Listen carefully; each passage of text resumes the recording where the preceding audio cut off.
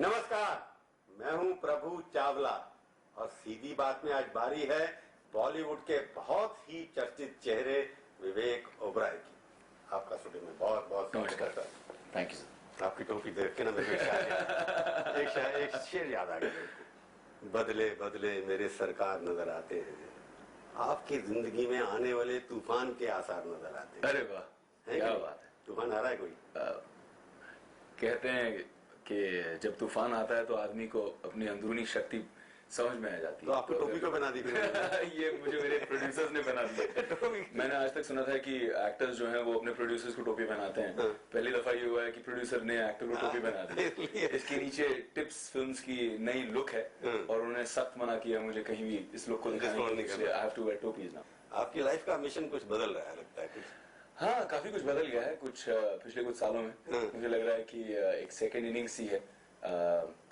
दूसरी बार मैं आपके पास आ रहा हूँ, आपके यहाँ। तो बदलाव आ गया आपकी जिंदगी में? 32 साल की ओबराय जो है उनकी जिंदगी में इतना क्या बदलाव? आपने जिंदगी में क्या सीखा, क्या खोया, क्या पहले तो थोड़ी बहुत संजीदगी सीख ली है। थोड़ी सी नम्रता भी सीख ली, कुछ खोया भी। मुझे लगता है कि खोने से ही बहुत कुछ पाता है और पाने के लिए खोना पड़ता है। बिल्कुल।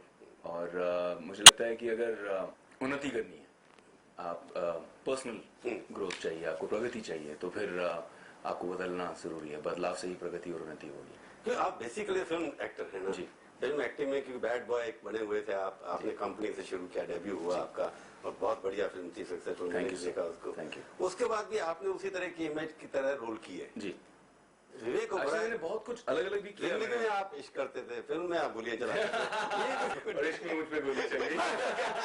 गोली दिल में लगी, कहीं और लग गई, इसलिए आप जिंदा हैं। दिमाग में लग गई, इसलिए दिमाग बंद पड़ गया। दिल से आपने गोली को बचा लिया तो आगे बढ़ गए, लेकिन दिमाग थोड़े दिनों के लिए बंद पड़ गया। घाव भूल गया ना उस घाव से। आगे बढ़ना होता है लाइफ में, तो you have to pick up the pieces and move on.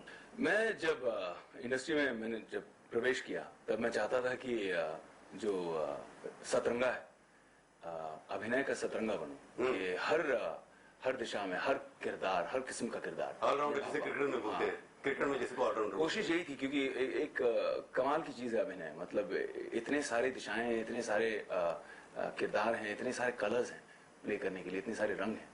तो चाह रहा था कि कहीं ना कहीं उन सब रंग में अपनी कला को किसी न किसी तरह ढाऊं, प्रदर्शित करूं। नहीं, सतरंगा अगर बनना चाहेंगे आप, जैसे अचार होता है ना बचरंगा हमारे। बढ़िया होता है, बढ़िया होता है। अच्छा याद दिलाया, दिल्ली आया हूँ, खरीद के जाऊंगा। कभी तो सतरंगा करने की कोशिश करते हैं क्योंकि विवेक ओबराय जो है एक स्टैंप लग गया आपके ऊपर कि जब आपने कंपनी में रोल किया उसको लोगों ने अप्रिशिएट किया, उसका शूट आउट लोखंड वाला आपकी वजह से चल गई वहां पर। तो उस तरह के किरदार अगर आप निभाते रहेंगे तो आपको अपनी चाल बदलने की जरूरत क्या थी? क्या आप हर तरफ जाना चाहते हैं? रोमांटिक का हीरो बनना चाहेंगे? ठीक है, पब्लिक में आप रोमांस नहीं करते, प्राइवेट में कर सकते हैं, पर फिल्म में रोमांस तो आप मैंने फिल्म की थी साथिया, जो बहुत बड़ी हिट हुई थी और एक्चुअली मेरे करियर की काफी बड़ी, सबसे बड़ी हिट थी कुछ समय तक। तो उसके बाद मैंने कोशिश की, मैंने कुछ कॉमेडी फिल्म्स भी की, कुछ अलग अलग किस्म की फिल्में की। मणिरत्नम साहब के साथ एक फिल्म की युवा, जिसमें बहुत ही लाइट, बहुत ही रोमांटिक कैरेक्टर था, तो उसका काफी अप्रिसिएशन मिला। शूट आउट से लेकिन एक जैसा काल में आपका रोल भी ऐसा ही था। हाँ, but it was not a romantic role, but it was a different, मतलब एक अलग किस्म की कहानी थी। लेकिन जो आप जो कह रहे हैं कि जो एक ठप्पा पड़ गया, वो शूट आउट से काफी जोर का ठप्पा पड़ गया कि लोगों ने मुझे माया भाई करके रस्तों में पुकारने लगे लोग, जहाँ लोग माया भाई कहने लगे, तो दैट बिकेम क्वाइट स्ट्रॉन्ग। तो मैं चाह रहा था कि बतौर एक्टर खुशी तो होती है, लेकिन थोड़ा डर भी लगता है कि कहीं ऐसा ना हो कि फिर इसी डिब्बे में बंद हो जाऊं, मैं भाई बनकर रह जाऊं। तो इसीलिए कोशिश कर रहा हूँ अलग अलग फिल्में करने की, टिप्स के साथ जो फिल्म कर रहा हूँ। उसमें सिंगल सोलो आप ही हैं उसके अंदर? हाँ जी, मेरे लिए बहुत बड़ा कदम है। पहली फिल्म आ रही होगी बहुत समय के बाद, क्योंकि फिल्म इंडस्ट्री में फैशन खत्म हो गया ना कि सोलो तो बनती नहीं आजकल, कि ऐसा कोई हीरो है नहीं, चाहे शाहरुख हो। नहीं, वो तो आप फिर you not talking about heroes, you are talking about greats and gods. Greats and god ना, सब तो आई मीन बॉक्स ऑफिस पे उन लोगों के मतलब तरह तो कोई है ही नहीं। आप शाहरुख को मानते हैं कि वो गॉड है? हाँ, तो मैं उनको प्यार से वही कहता हूँ। अच्छा, क्या कहते हैं? गॉड। पर आपका नाम कुछ नहीं है कि पर्सनल लाइफ में किसे रखा आपको? नाम जो लोग बुलाना चाहते हैं बुला लेते हैं, दोस्त प्यार से बुलाते हैं, दुश्मन गाली देते हैं, पड़ जाते हैं। ये प्यार वाले जो करते हो क्या कहते हैं आपको? काफी मेरे दोस्त हैं, मेरे जो प्रोड्यूसर्स, डायरेक्टर्स, सब मुझे टाइगर कहते हैं। और जो दुश्मन है? वो चाहते हैं कि मुझे जू में बंद कर दिया जाए। हाँ, क्या बोलते हैं? टाइगर है इसलिए तो जू में बंद। जो आपसे प्यार करते हैं वो क्या कहते हैं आपको? अलग अलग नामों से अलग अलग नाम। कोई ऐसा नाम आपको याद आ रहा हो दिल से? आपके दिल में बहुत प्यार आ रहा हो तो आप कुछ भी बुला लीजिए। मैं तो विक्की बोल दूंगा आपको। बहुत ही मतलब बिगड़े हुए घर का लड़का लगता है। तो इसलिए लगता है क्योंकि आपका जो व्यवहार पीछे रहा है, पर ये मेकअप कर रहे हैं जो आप, इसके पीछे कोई सोचा समझा एक एक्चुअली मैं बहुत ही बुरे वक्त से गुजरा, पर्सनली और प्रोफेशनली। बहुत ही जिसे कहते हैं रॉक बॉटम, बिल्कुल ही रॉक स्टार से रॉक बॉटम। हाँ, रॉक स्टार से रॉक बॉटम। रॉक स्टार से रॉक बॉटम पहुंचा तो पता नहीं एक आदत बन गई थी हमेशा सोचने की कोई षड्यंत्र है मेरे खिलाफ, फलाना मेरे खिलाफ है, मीडिया मेरे खिलाफ है, ये मेरे खिलाफ है। It was always looking outside कि कुछ ना कुछ नुक्स कहीं और है, मैंने तो कुछ गड़बड़ की नहीं। और फिर मेरी माता जी हैं, एंड आई बिलीव जेन्युइनली कि कहते हैं ना कि भगवान ने माएँ इसलिए बनाई है क्योंकि वो सब जगह हमेशा नहीं हो पाते हैं। तो वो उन्होंने आकर मुझे एक फाइल दी जिसमें मेरे कुछ पहले इंटरव्यूज थे जब मैं एक्टर नया नया बना था। एंड ऐसा हुआ कि मैं अपने आप से फिर से एक बार परिचित हुआ। जब मैं वो फाइल पढ़ने लगा, वो इंटरव्यूज पढ़ने लगा, मैंने कहा यार मैं तो ये हूँ, तो मैं ये कहाँ चला गया बीच में, ये सब आपके लिए आईना बन गया आपका। तो आई थिंक मैं 24 साल का था जब मैं ज्वाइन की इंडस्ट्री 5-6 साल पहले, और इतना पैसा, इतना टेंशन, इतनी हाई प्रोफाइल रिलेशनशिप। आपके फादर भी बड़े मशहूर इंडस्ट्री। हाँ, लेकिन जब मैं आया था इंडस्ट्री में तो मुझे याद है कि अब्बास मुस्तान साहब मेरे फादर के बड़े क्लोज थे। उन्होंने कहा कि हम विवेक को लॉन्च करेंगे, और मैं उनके यहाँ सेट पे गया था, सोल्जर की शूटिंग चल रही थी, और मैंने रिक्वेस्ट किया कि सर आप मुझे लॉन्च ना करें। तो उन्होंने कहा क्यों? मैंने कहा सर मैं अपने दम पे बनना चाहता हूँ, I don't want to be a star son launched by my father, मैं स्ट्रगल करना चाहता हूँ। उसके बाद 1.5 साल मैंने स्ट्रगल की और फिर कंपनी हुई मेरी जिंदगी में। तो मेरा एक्चुअली व्यवहार और एक माइंडसेट बहुत अलग था, और मैं हमेशा वही कहता था। मुझे याद है कि मैं कहता था कि मैं जब मैं एक्टर बनूंगा तो ऐसे नहीं करूंगा, जब मैं एक्टर बनूंगा तो वैसे नहीं करूंगा। मैंने वो सारी चीजें की, वो सब की, वो सारी मिस्टेक्स मैंने की जो आपने तो आपने एक अच्छी बात की कि माँ ने आपको आपके इंटरव्यूज पढ़ाए आपके। तो औरत कई बार जिंदगी बदल देती है, चाहे माँ हो चाहे कोई और हो। तो आपके अंदर तो यही है कि औरतों ने आपकी जिंदगी काफी बदल दी। आप बड़े बदमाश हैं। नहीं, मानने में क्या है कि बदलती है, हमारी जिंदगी में भी हुआ होगा, आपकी जिंदगी में फर्क पड़ता है, क्योंकि उनसे ज्यादा प्यार होता है कई बार माँ से अच्छी और क्या होता है से प्यार। पर जब बदलाव आपके बारे में देख रहा हूँ कि उसके अंदर पर्सनैलिटी में भी आपके कोई बदलाव आए हैं कि नहीं? आई थिंक थोड़े ज्यादा टॉलरेंट है। हाँ, उतार चढ़ाव देखने के बाद आदमी समझ लेता है, बहुत कुछ सीख लेता है। शुरू में बहुत ही गर्म दिमाग का रहता है आदमी, बहुत ही एक मिजाज एक अलग बन जाता है। मैं थोड़ा सा दिमाग, जैसे मैंने कहा था ना, दिमाग में गोली लगी थी, आई थिंक अब मैं जब सोचता हूँ कि मैंने ये कहा इनसे, मैंने इनसे बेकार में झगड़ा मोल लिया, मैंने फलाने को इस तरह से इंसल्ट किया, तो अब मैं सोचता हूँ मैंने ये सब क्यों किया। And you really can't figure out rationally, सोचने लॉजिकली तो समझ में नहीं आता कि ये मैं क्यों, मैंने ऐसा क्यों किया। ये दिमागी चोट जो आपको लगी उससे काफी बदलाव और क्या क्या आपके आए, मैं पूछूंगा छोटे से ब्रेक के बाद। सीधी बात में आपका एक बार फिर से स्वागत है। हम आज बातचीत कर रहे हैं टाइगर विवेक टाइगर। नमस्कार। आपका का बदलाव आ गया, जरूरी था। मुझे लगता है कि अब मैं समझता हूँ कि भटक गए थे ना, कला है वो, इसीलिए लोग कहते हैं ना सरस्वती की देन है, माँ सरस्वती की देन है। तो कभी कभी हम इसका श्रेय खुद लेने लगते हैं और लगता है कि मैं ऐसा हूँ, मैं टैलेंट हूँ, ये पैसा मेरे लिए आ रहा है, ये अटेंशन मुझे मिल रहा है। और जब फिर वो नहीं मिलता, जब फिल्में फ्लॉप होती हैं, जब बिल्कुल आप एक बहुत ही मतलब इतनी सक्सेस देखकर फिर एब्सोल्यूट फेलियर देखते हो। काफी फिल्में आपकी फ्लॉप हो गई उसके बाद। मैं इसलिए हमेशा कहता हूँ कि फेलियर मेरा सबसे अच्छा दोस्त रहा है। मुझे सबसे ज्यादा सीख फेलियर से मिली है। जब भी जब मैंने बहुत कुछ खोया है तो बहुत कुछ पाया। आपके दोस्त छोड़ गए होंगे तब आपकी मुसीबत में कई लोग तो। हाँ, तभी तो पता चलता है कि दोस्त हैं।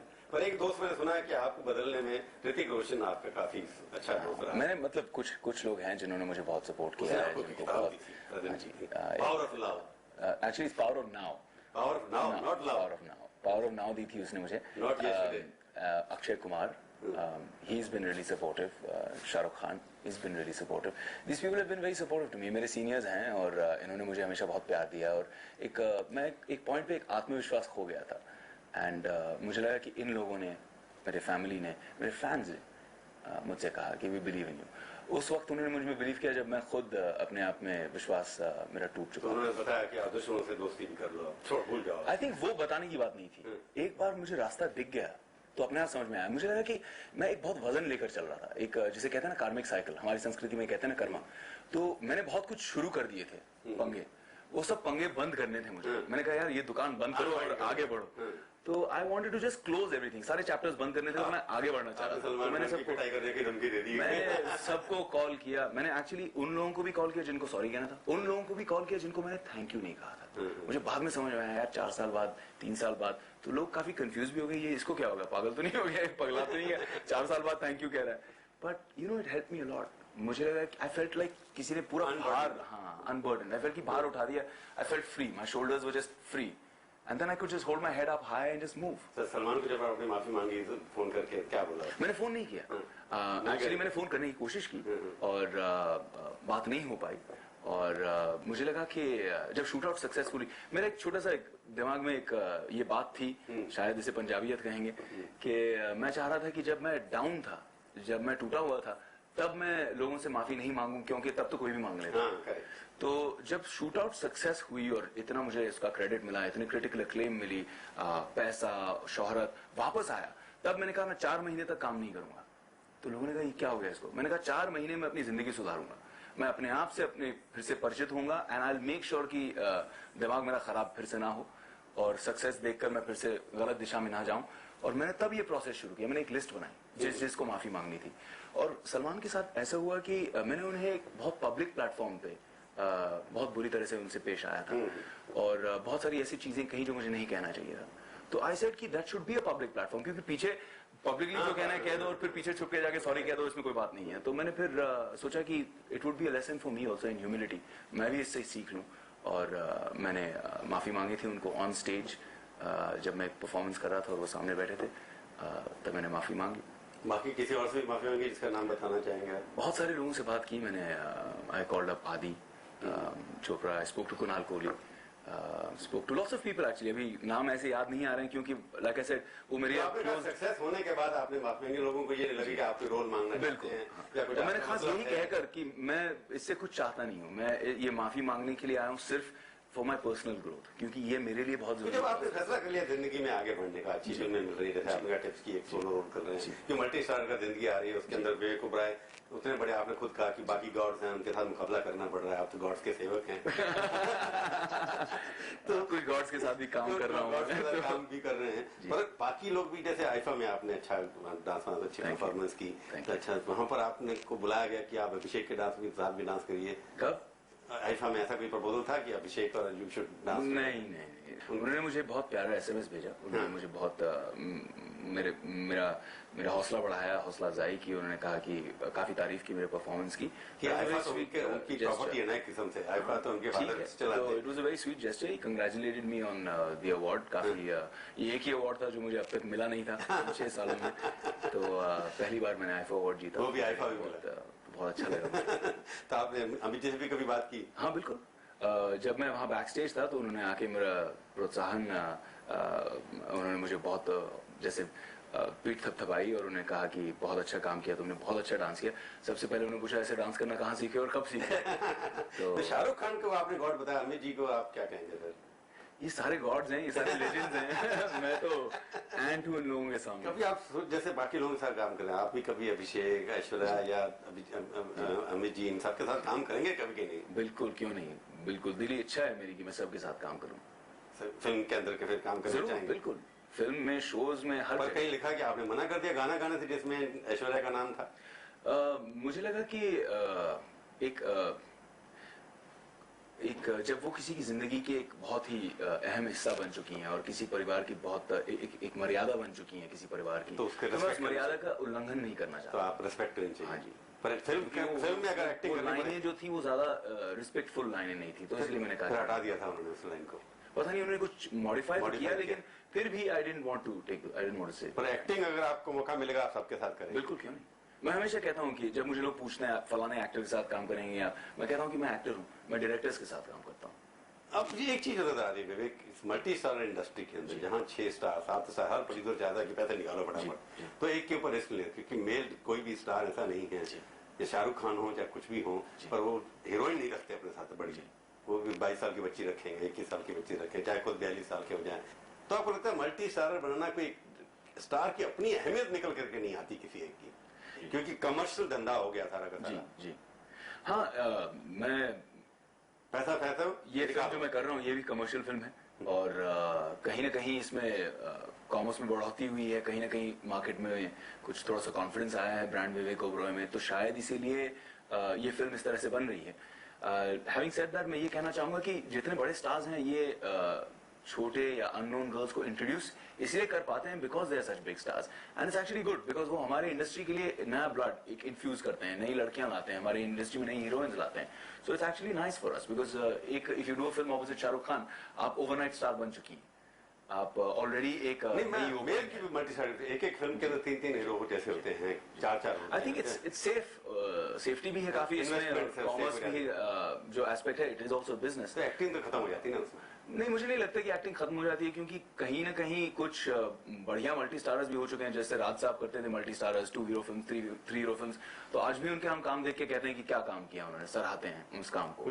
तो आई थिंक राजकुमार, दिलीप कुमार साथ में काम कर चुके हैं, दे आर फैंटास्टिक। तो आई थिंक इट्स जस्ट वो है थोड़ा सा हमेशा कॉमर्स में वो लक्ष्मी और सरस्वती का हमेशा वो एक बैलेंस चलता रहेगा। अब लक्ष्मी इंपॉर्टेंट होती जा रही है ना, होती तो जा रही है आई थिंक, लेकिन ये भी कहूंगा कि साथ में सरस्वती माँ भी पीछे नहीं है क्योंकि फिल्में जैसे तारे जमीन पर किसी ने सोचा नहीं था कि इतना बिजनेस करेगी। चक दे इंडिया 2003 और 2008 के विवेक ओबरॉय में फर्क क्या है? काफी कुछ सीख चुका हूँ मैं, काफी समझ चुका हूँ, सक्सेस भी देख लिया, फेलियर भी देख लिया, बहुत कुछ देख लिया और समझ चुका हूँ कि इसमें बहुत लंबा रास्ता चलना है, बहुत आगे बढ़ना है और जब तक आंखें जरा नीचे नहीं होंगी रास्ता दिखेगा नहीं। अब मैं एक ब्रेक लूंगा और ब्रेक के पास पूछूंगा आपसे 5 बहुत ही तीखे सवाल, रैपिड फायर आते हैं। अब 5 सवालों के लिए इंतजार कीजिए, हम लेंगे थोड़ा सा। सीधी बात में आपका एक बार फिर से स्वागत है। अब हम पूछेंगे विवेक ओबरॉय से 5 तीखे सवाल। तैयार हैं आप? बिल्कुल। आपने बहुत कम फिल्म की है, परंतु ये बताइए 2 डायरेक्टर थे, मणि रत्नम या राम गोपाल वर्मा में से आपके ऊपर इन्फ्लुएंस किसका ज्यादा है? आई थिंक मणि सर का ज्यादा है। ऐसा रोल जिसको करने से आपको अफसोस हुआ कि नहीं करता तो अच्छा करता? वैसे तो पूरी लिस्ट है लंबी पिक्चर। नहीं, पर्सनल लाइफ पे नहीं, मैं प्रोफेशनल लाइफ की कह रहा हूँ। आप समझ लीजिए 18 फिल्में की हैं मैंने, उसमें से 5 या 6 अच्छी हैं, ऐसा रोल बाकी सब मैंने गड़बड़ की है। 18 में से मतलब 2:1 का रेशो चल रहा है। बिल्कुल नहीं। ऐसा रोल जो किसी और ने किया जो आप करना चाहते थे? मुझे लगता है कि अगर मेरी उम्र होती सही तो चक दे इंडिया का शाहरुख खान या तारे जमीन पर का आमिर खान। 2 आइटम सॉन्ग हैं, एक है कजरारे जी और सिर्फ बीड़ी जला के, दोनों में से कौन सा अच्छा लगा आपको? बीड़ी मेरा गाना है। आप तो कहेंगे इसलिए अच्छा लगा। कोई जैकलीन फर्नांडिस है, उससे केवल दोस्ती है या उससे आगे का रिश्ता भी है? हमारी इंडस्ट्री में एक बहुत ही अच्छी लाइन है, we are just good friends. हाँ, मैं बहुत सिंगल हूँ, बहुत हैप्पी हूँ। अभी तक सिंगल है? तो आप दोबारा इश्क करेंगे कि नहीं करेंगे? नहीं, आपसे पूछना था कि दिल्ली की सोनी कुड़ियाँ कहाँ मिली। दोबारा इश्क करेंगे या नहीं करेंगे? आई थिंक जरूर करूंगा। जरूर करेंगे। हाँ, मैं नहीं चाहता कि किसी भी एक्सपीरियंस से किसी भी अनुभव से मैं इतना बदल जाऊं कि मेरा दिल बदल जाए। तो दिल तो मेरा अच्छा ही है। दिल पे आप उसके बाद जो है बुलेट प्रूफ पहन के करेंगे ना इश्क? नहीं, अब और पागल हूं मैं, और खुल के और बेहद। हम उस इश्क की इंतजार करेंगे और फिर आप बुलाएंगे शादी में, हम फिर गाएंगे आप स्टूडियो में। बहुत बहुत थैंक यू सो मच। तो ये थी आज की मुलाकात। सीधी बात का ये कार्यक्रम आपको कैसा लगा? आप अपनी राय हमें ईमेल के जरिए भी भेज सकते हैं। हमारा ईमेल का पता है sb@aajtak.com। अगले हफ्ते आएगी बारी किसी और हस्ती की। इंतजार कीजिए तब तक और देखते रहिए आज तक।